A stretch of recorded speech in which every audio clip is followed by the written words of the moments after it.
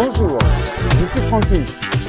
Je vous présente Porto Monténégro. Donc encore une fois, ça rime avec, c'est facile de toute façon avec Monaco, Monte-Carlo. Ça n'a absolument rien à envier. Vous allez regarder sur le côté tous les bateaux de luxe qu'il y a, en sachant qu'il y a 1, 2, 3, 4, au moins 5 allées. Et il y a des monstres aussi là-bas au fond, mais on ne peut pas y aller. Donc là, je vous montre ceux qui sont au bord. Donc c'est encore une ville très très belle, bon, c'est Tivat, hein, c'est juste à côté, hein. Donc c'est vraiment très très beau. Et les bateaux valent plusieurs millions là, hein. Ça c'est une certitude, c'est des monstres. C'est des monstres. Regardez, regardez au fond là-bas. Non mais c'est fou quoi, le nombre de bateaux qu'il y a.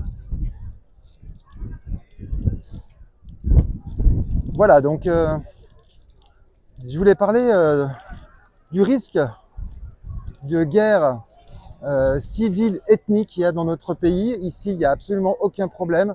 Il n'y a pas de Maghrébins, il n'y a pas d'Africains, il n'y a rien du tout, il n'y a pas de migrants. Et donc, on n'a absolument pas de problème. Les Blancs, ici, sont les bienvenus. Et il n'y a pas de haine envers ces gens. Si vous pouvez le remarquer aujourd'hui dans les informations, parce que je suis quand même ce qui se passe en France, c'est aberrant de prendre des coups de hache, des coups de ci, des coups de là. Et je ne vous compte pas le nombre de viols et d'agressions qui doivent se passer par milliers en France tous les jours. S'ils devaient faire ça passer sur BFM TV, ils passeraient leur temps à mettre le nom des victimes qu'il y a eu et ça serait en continu.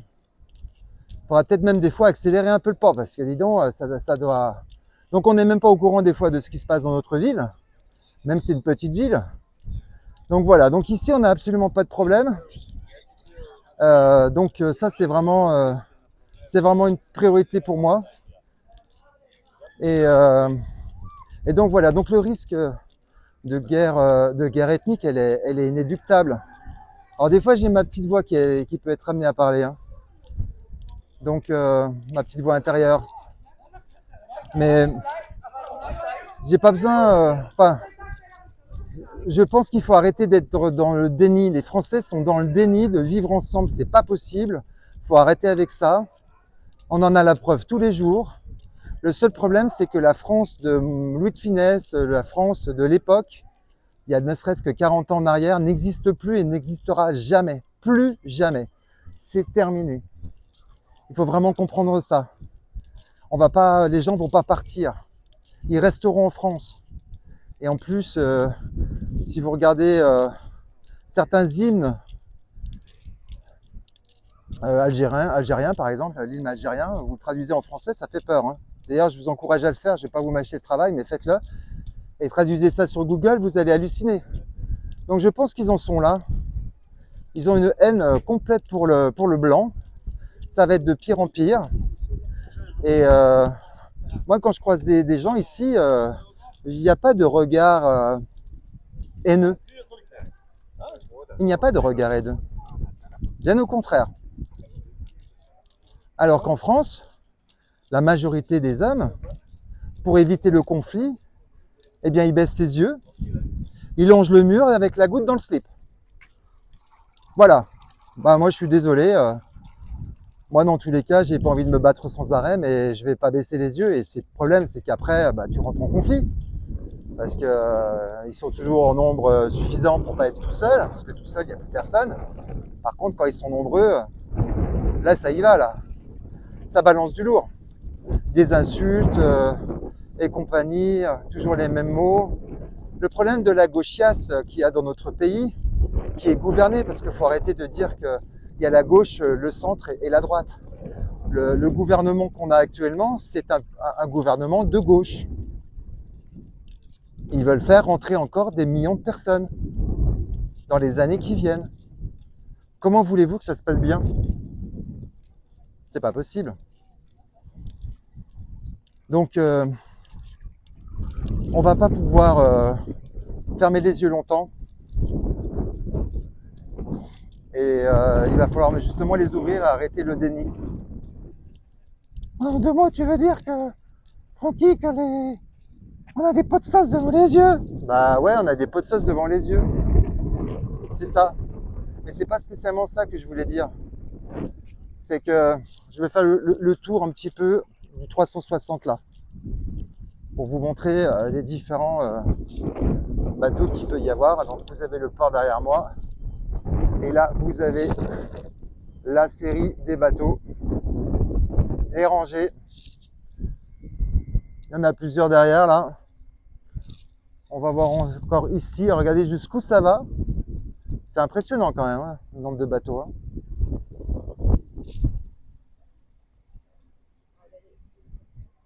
Voilà, donc ce que j'étais en train de dire, c'est que il faut sortir du déni, et puis il n'y a pas besoin d'être devin. Si vous vous projetez à 3 à 5 ans, pas besoin d'aller loin. Hein. Oula.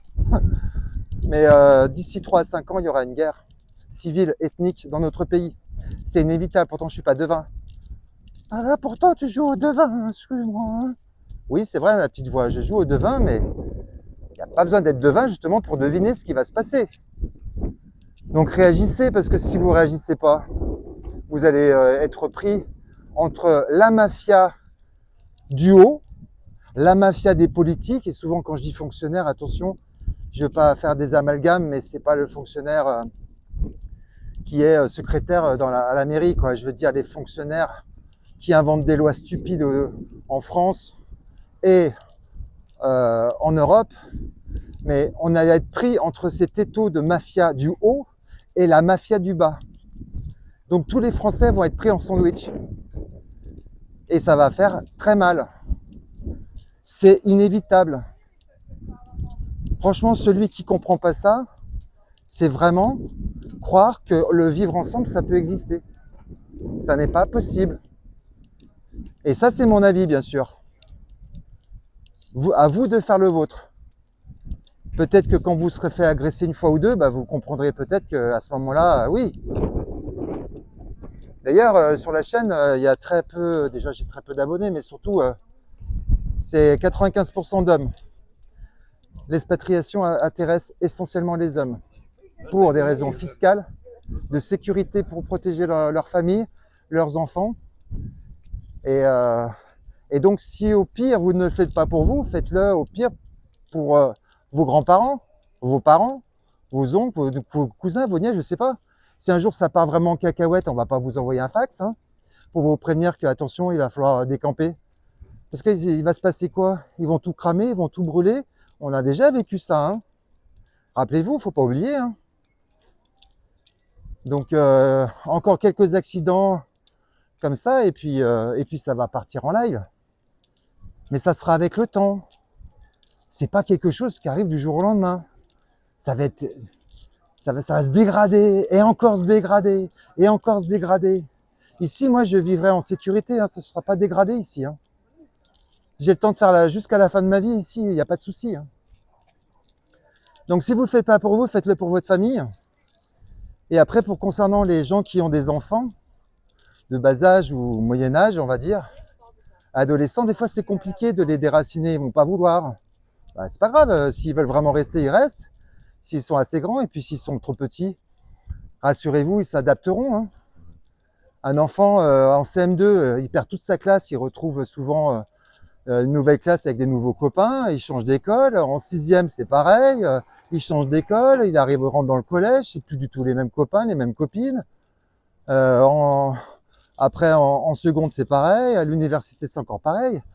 L'enfant est conscient et il a tout à fait la possibilité de changer et de s'adapter. Et puis, quelque part, vous allez lui offrir une vie à l'international. C'est une chance pour lui que de rester 20 ans dans un village ou dans un bled. Ça va être une chance, il va apprendre d'autres langues, il va être ouvert sur le monde. Et automatiquement, il aura une autre perception du monde. Les enfermer dans un village comme nos parents ou comme nous avons vécu, c'est complètement néfaste, surtout dans le pays dans lequel vous vivez aujourd'hui. Et je vis encore d'ailleurs, mais plus pour très longtemps. Donc ça, il faut comprendre. Alors, petite précision d'ailleurs, regardez, vous avez des drapeaux monténégrins, du Monténégro partout. C'est vraiment un pays nationaliste. Quand je disais que J'avais peur qu'ils rentrent dans l'Europe. Peut-être qu'ils rentreront dans l'Europe, mais ils vont rentrer dans l'Europe comme nous. Ils vont rentrer alors qu'ils n'auront pas voté ça. Et ça peut arriver. Mais ils sont vraiment très nationalistes, ils sont fiers de leur indépendance. Il y a des drapeaux de partout. Vous allez des ronds-points dans toutes les villes, le long de la route.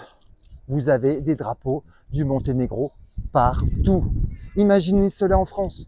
Vous avez dans toutes les rues nationales, les départementales, enfin partout, vous avez des drapeaux. Vous arrivez à un rond-point, vous avez des drapeaux français, bleu, blanc, rouge, partout. Ça fait gonfler le nationalisme et la fierté d'être français. Aujourd'hui, dans notre pays, on ne voit pas ça. Ah si, des fois, on voit un drapeau français sur les mairies. Ah oui, sur les mairies, ouais. Et puis à côté, il y a le drapeau européen. Un double drapeau, ça n'existe pas. Ça veut dire qu'il y a un dominant et un soumis. Et devinez qui est le dominant et qui est le soumis entre le drapeau européen et le drapeau français sur une mairie. Et puis de toute manière, ça ne va pas gonfler notre sentiment de fierté d'être français. Ils veulent détruire ça. Et d'ailleurs, l'immigration en fait partie. Ils veulent mélanger les races, mélanger des enfants qui vont être avec plusieurs, je dirais, races, si je peux me permettre cette expression, parce que maintenant, bien sûr, il ne faut surtout pas dire ça. D'ailleurs, je ne sais pas pourquoi, d'ailleurs, mais bon. Mais donc, du coup, cette personne-là, cet enfant, dans l'avenir, sera beaucoup plus malléable parce qu'il aura le cul entre deux chaises. Il aura un pied gauche là, puis un pied droit là. Donc, c'est pas un peuple qui va être facilement soumis, facilement modulable. Mais bon, ça, c'est vraiment la volonté européenne de faire ça, et c'est une catastrophe. Vous le verrez de toute manière. Hein. Moi, par exemple, je regarde ce que disait Jean-Marie Le Pen en 90. Excusez-moi, vous le mettez, écoutez ses discours. Vous allez voir que le gars, il avait tout à fait raison. D'ailleurs, il doit bien rigoler là-haut. Et puis, dans 5 ans, même les bobos, ou dans 10 ans, même les bobos diront « Ah putain, Le Pen, il avait raison. » Bien sûr qu'il avait raison.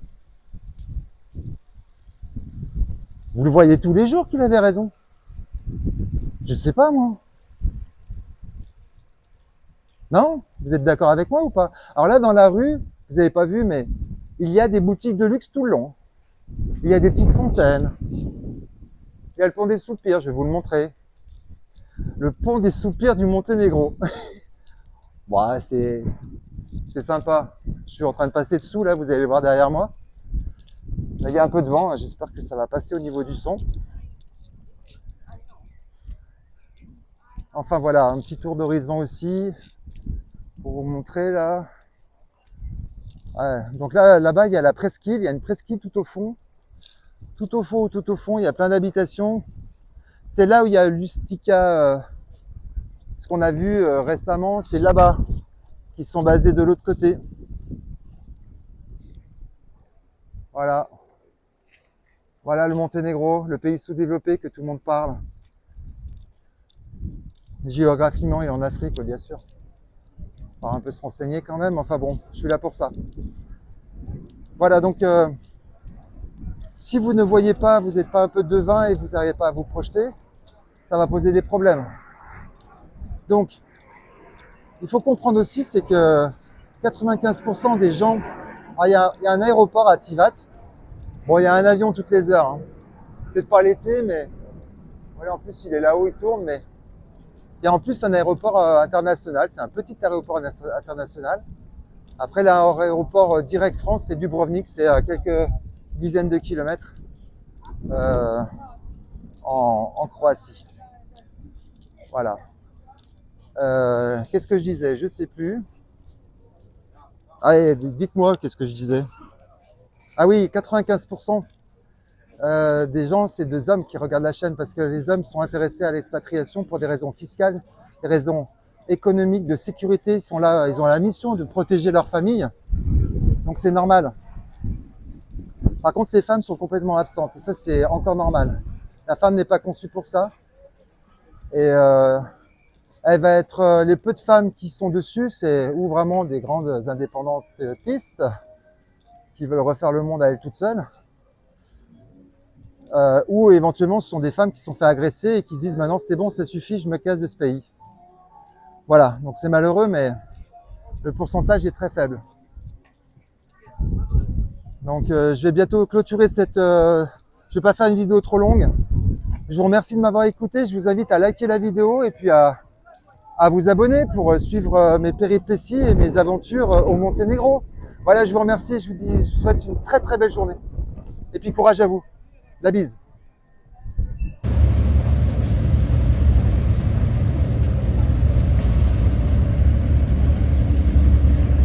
Ça coûte 5 € pour traverser entre Tivat et Herceg pour éviter de faire tout le tour par Kotor, Morice, Perast. Donc 5 € et en 5 minutes on gagne 1 heure de route peut-être.